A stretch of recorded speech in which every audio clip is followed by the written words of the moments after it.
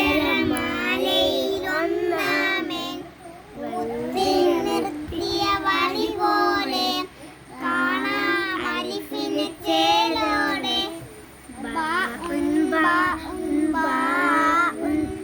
അക്ഷരമാലയിൽ രണ്ടാമൻ